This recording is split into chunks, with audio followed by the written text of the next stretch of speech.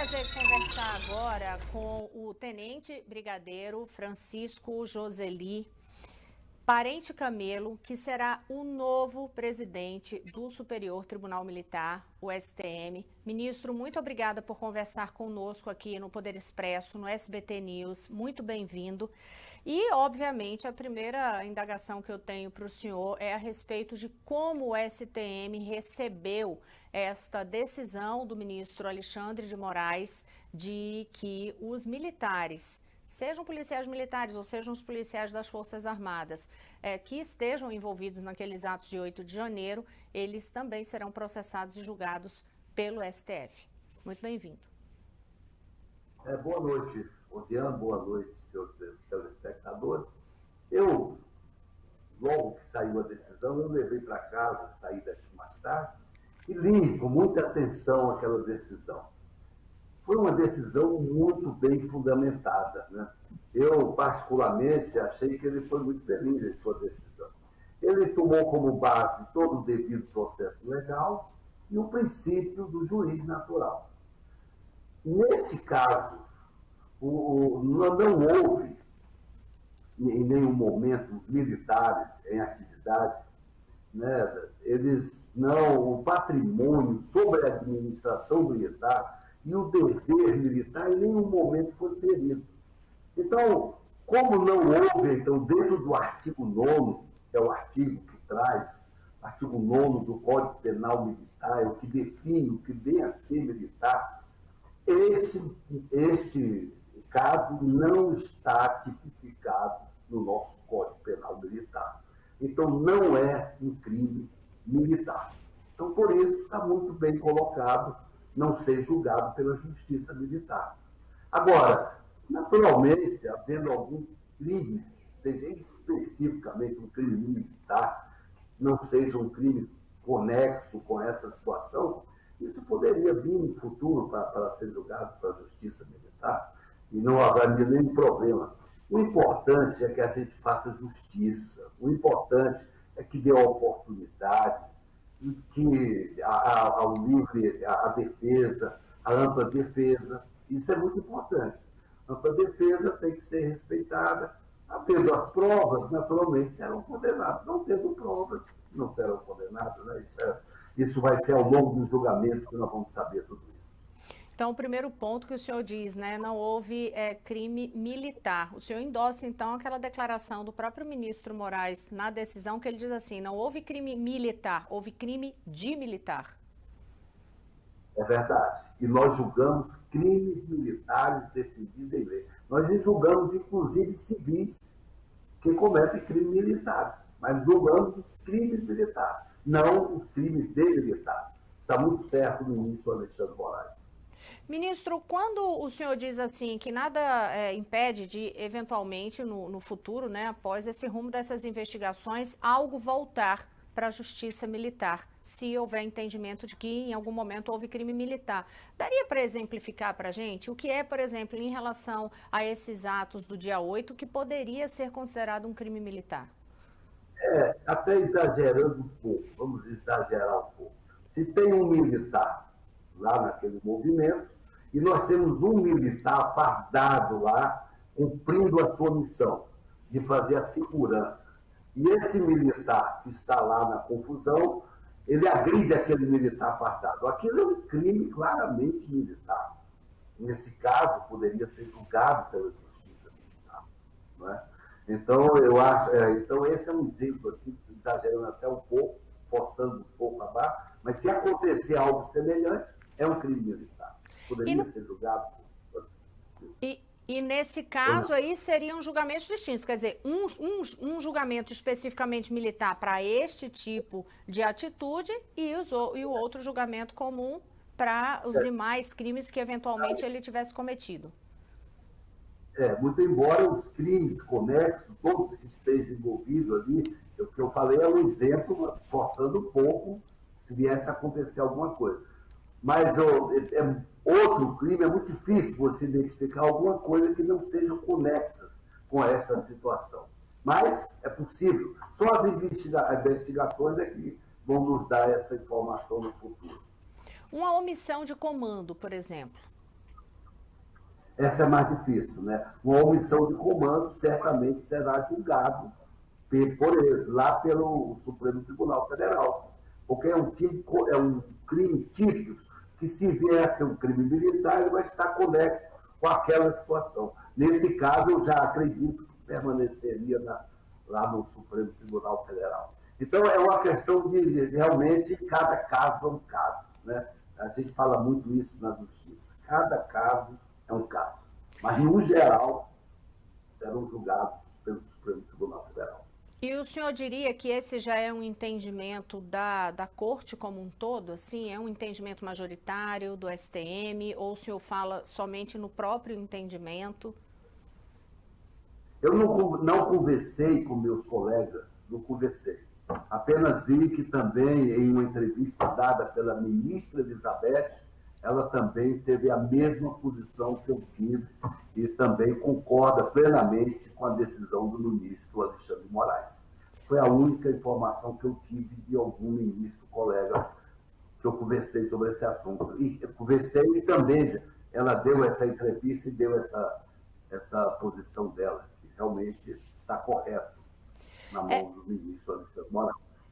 Ministro, eu posso entender, então, que não vai haver aí nenhum obstáculo, por exemplo, para que sejam remetidos, que seja remetido tudo que foi apurado até o momento na instância militar, tudo seja remetido para o Supremo. Isso já começou a ser feito? As informações que eu tenho é que as notícias crimes que estão lá no Ministério Público, isso até saíram nos jornais, eu vou amanhã conversar com o doutor Duarte.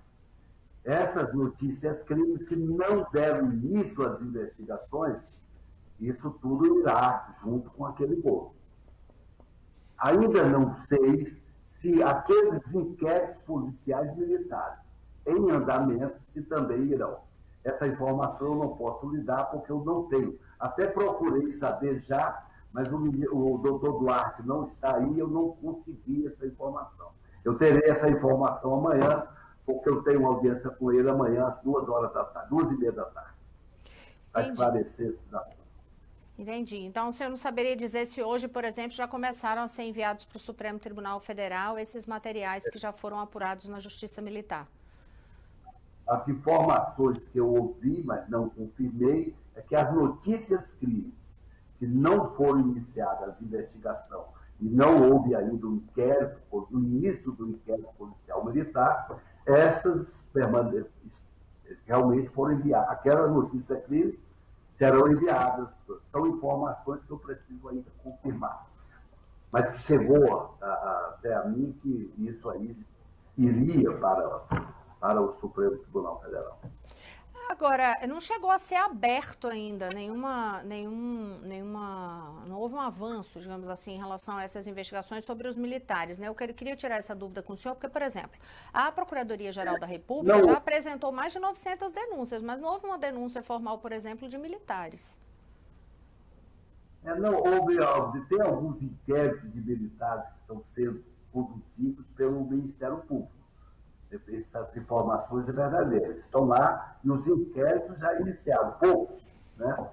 Temos um oficial que andou falando mal do alto comando e tal. Isso foi aberto um inquérito lá no Ministério Público e as investigações estão caminhando. Agora, essas notícias crime que não iniciaram, essas sim, eu acho que todas irão lá para o Supremo Tribunal Federal.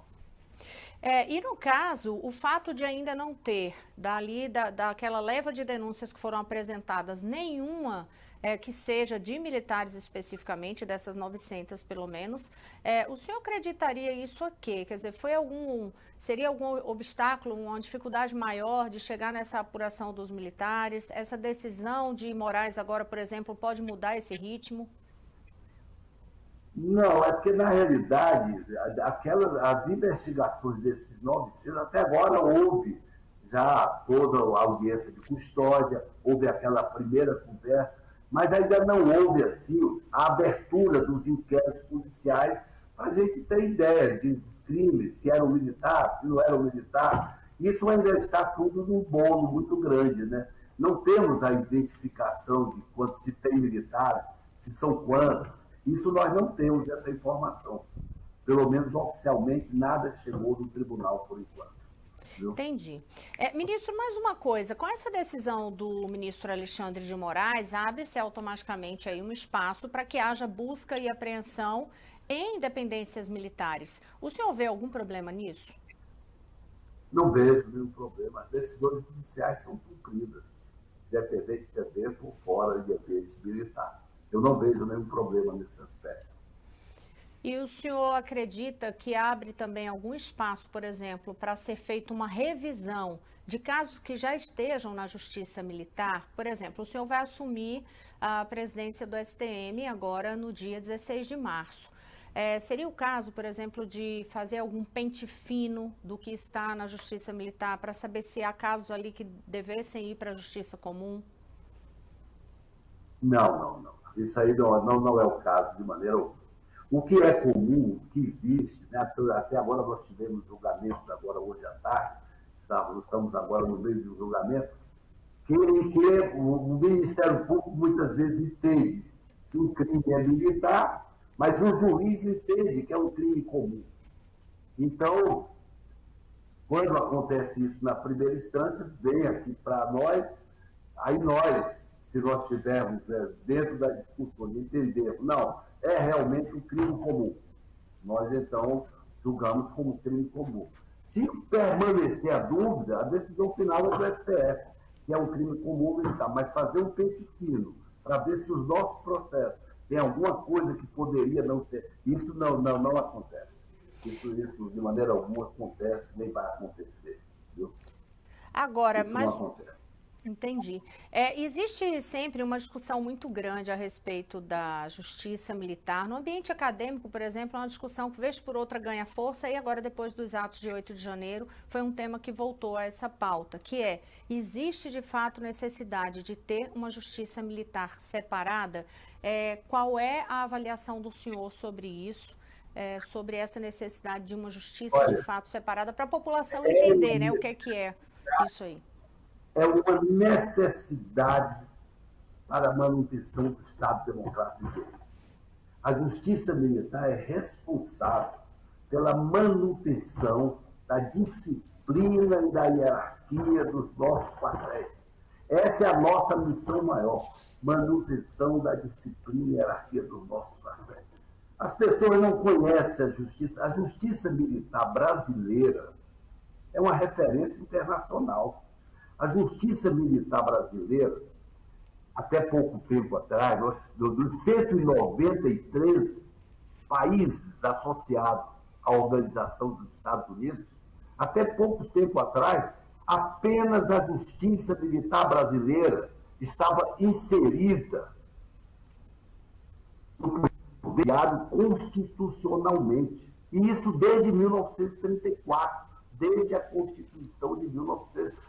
Olha, no mundo, para se ter uma ideia, como é que funciona no mundo?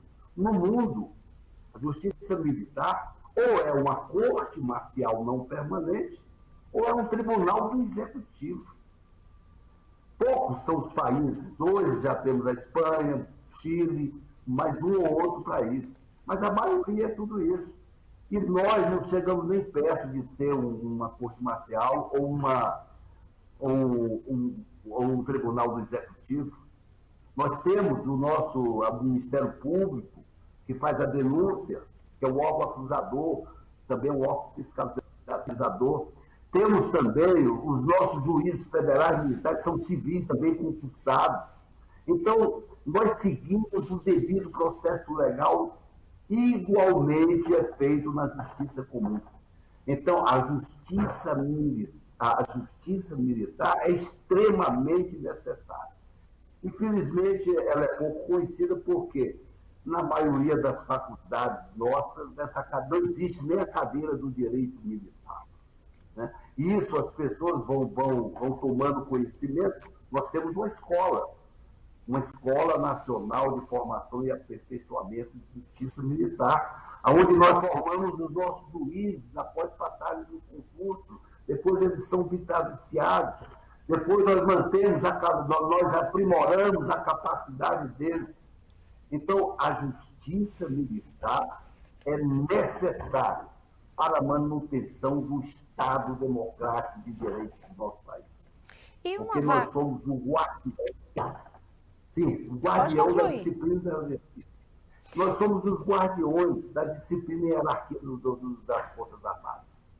E vaga no Conselho Nacional de Justiça, hein, ministro? Nós demos entrada, já temos o nosso relator, é o senador Eduardo Gomes, do PL. Ele é o relator dessa matéria, está colhendo as assinaturas. Nós estamos, um dos nossos grandes objetivos, já no início da nossa gestão, é conseguirmos, então, essas vagas no Conselho Nacional de Justiça. É essencial. Nós somos o único Tribunal Superior Penal que não está no Conselho Nacional de Justiça. E o senhor acredita que isso ocorre por quê, hein? Isso foi, como no começo as coisas não seguiram da maneira correta, as coisas vêm passando com o tempo, mas eu acredito que agora o caminho já está pavimentado para que nós consigamos esta vaga no Conselho Nacional de Justiça. Até agradeço por essa lembrança, porque realmente nós sentimos muita falta de estar presente. Lá nós temos uma comissão permanente para a modernização da Justiça Militar, onde nós temos 3 conselheiros que participam dessa comissão. E isso realmente é muito, para a gente, já é uma coisa muito importante. Poderia dizer assim, nós estamos com o pé lá dentro do nosso Conselho Nacional de Justiça. O senhor já conversou sobre isso com a ministra presidente do CNJ e do STF, Rosa Weber? Se conversou, tem algum apoiamento também da parte dela? Eu conversei com a ministra Rosa Weber, agora, acredito que há uma semana atrás, sobre esse assunto. Esse assunto, ela vai dar uma estudada, vai avaliar essa situação, porque é muito importante que a gente tenha realmente o aval do Conselho Nacional de Justiça, e ela é a presidente do Conselho Nacional de Justiça. Mas no momento em que fomos entregar o convite para ela, nós conversamos desse grande desafio de nós termos essa vaga lá. E ela vai ver com carinho, tenho certeza, esse nosso pleito. Eu estou quase concluindo, ministro, mas 2 coisinhas. O senhor, quando falou sobre o fato de não haver essa vaga para o STM no Conselho Nacional de Justiça, o senhor disse que as coisas começaram erradas. O que é que começou errado? Porque logo depois da Constituição, quando foi implantado o Conselho, nós já tínhamos que ter entrado. Mas como não entrou, aí ficou, vamos pedir, aí faz o processo, volta, tem que ser um ministro togado, porque nós aqui atuamos em forma de escabinato, né? Nós temos 10 juízes federais, 10 juízes militares e nós temos 5 togados. Então, os togados entram com conhecimento jurídico e nós, que já temos mais de 50 anos, já estamos no último posto de nossas forças. Então, a gente entra com o nosso conhecimento das especificidades da vida militar. E é isso que traz um julgamento mais justo. Isso é que faz que eles tragam um julgamento para os militares de uma maneira mais correta e mais séria. E só para concluir agora, ministro, frente agora a esse desafio, presidência do Superior Tribunal Militar, e diante de um momento que é essa discussão tão grande em relação à democracia após esses atos do dia 8 de janeiro, qual é a sua grande, eu não diria sua grande expectativa, mas qual é o seu maior desafio ou missão neste momento? O que é que o senhor espera que aconteça daqui para frente? O que eu espero é que nós, os tribunais superiores, sob a liderança da ministra Rosa Weber, a gente venha trazer fazer um entendimento entre nós e que isso, né, sirva realmente de base para que nós possamos estar junto com os demais poderes da República e chegarmos à pacificação e à consolidação da democracia no nosso país. Esse é o nosso maior objetivo, é o nosso maior desafio. E depende de cada um de nós. Tenente Brigadeiro Francisco Joseli Parente Camelo, ministro do STM, que vai assumir a presidência do Superior Tribunal Militar a partir do dia 16 de março. Muito obrigada por nos conceder essa entrevista aqui no SBT News. Sucesso aí no novo desafio, ministro. E muito obrigado uma vez mais. Eu que agradeço essa oportunidade, porque realmente a nossa justiça militar é a mais antiga do nosso país, mas é a que é menos conhecida. E nós precisamos que as pessoas conheçam para entender por que existe a justiça militar. Muito obrigado, agradeço muito a oportunidade.